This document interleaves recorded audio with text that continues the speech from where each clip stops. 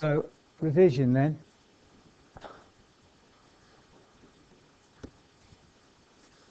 If we look at the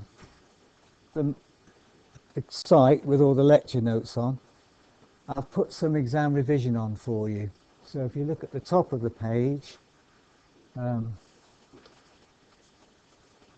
here, exam revision for learning outcomes 1 and 2. There is a practice paper. I've just shifted into here. That's the one that's been on there all along. So if we look at that, for example, you'll see solutions to the questions in the practice paper taken from a couple of years ago, and the practice paper's down there. So that's one thing you can look at in there. But if we look at the exam revision anyway, you will see next week when we do some revision, I'll put the revision session video clips in here, but down the bottom is a practice paper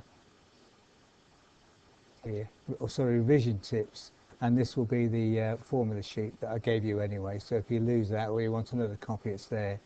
But there are some revision tips which will give you an idea what's coming and where to look in the textbook for help.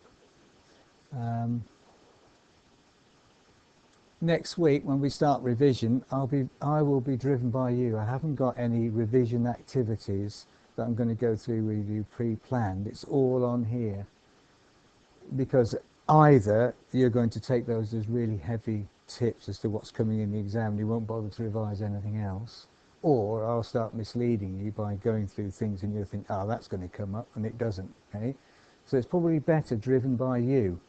In other words, I need you to take some time and have a look at some of the problems, look at these pages, look at the previous lectures, try some questions, and come to me with specific problems that you're stuck on as a group, and then we'll go through them, and in that way everybody will get guidance on the ones that you're stuck on. So you need to start thinking about revision over the next week or so. We've got 1 week next week and another week after Christmas when we can do that. And any problems we go through, things that occur to me that might be helpful for the exam, I'll video it anyway, and we can put them all on here. Okay? So it's your sessions next week and the week after. Same thing on learning outcomes 3 and 4, which is the calculus one. Revision tips will appear there, and there is an old practice paper with solutions.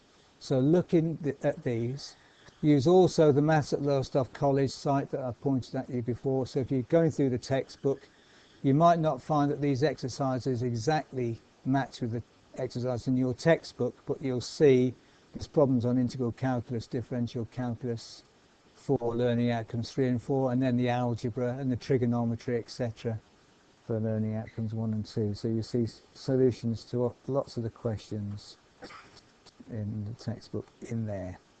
So use the stuff, email me, and I will reply with specific problems. Okay.